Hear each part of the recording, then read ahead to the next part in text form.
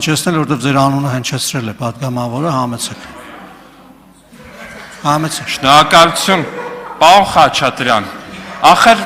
այս խելքին եք, որ այս օրին եք, էլի, լուրջ եմ ասում։ Այս խելքին եք, որ հեսա անցողիկ շեմը չեք հաղթարելու, այ դրա համար է չեք հաղթար։ Հեսա ես ենթադրում եմ շուտով կտենաք ծեսխի էին նկարում, բայց վերադառնալով նախորդ հարցին։ Տիկին Էլինար Վարդանյանի չեք ընտրելու Ռոբերտ Քոչարյանին, վաղն հա Ռոբերտ Քոչարյանին, որ պատրաստվում եք չընտրել նրան։ Թե հեքիաթ եք պատմում քաղաքացիներին։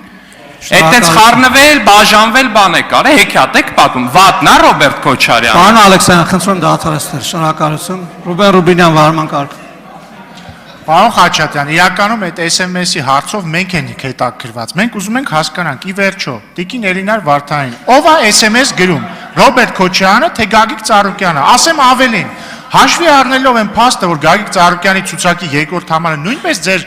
խմբակցության պատգամավոր էր, մեզ հետաքրքիր է, երկրորդ համարին ով է SMS գրում, կամ նույն Գագիկ Ծառուկյանին ով է SMS գրում, Քոչարյանը թե ուրիշը, թե օրինակ Ալեքսանդր Լուկաշենկոն։ Դա է մեզ հետաքրքիր։ Կամ ասենք բան այն ռուսաստանցի օլիգարխի ցուցակի երկրորդ համարն էր, ձեր խմբակցության պատգամավորներ, ով է իրանց SMS գրում, Քոչարյանը, Կալուգա քաղաքի հարկայինի պետի տեղակալը, այդ ենք ուզում հասկանանք ընդամենը։ Շնորհակալություն, հարգելի գործընկերներ, առաջարկում եմ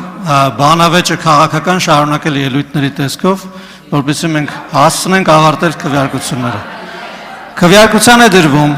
ուշադրություն, կառավարության ներկայացրած ֆինանսական հաշիվների վերաբերյալ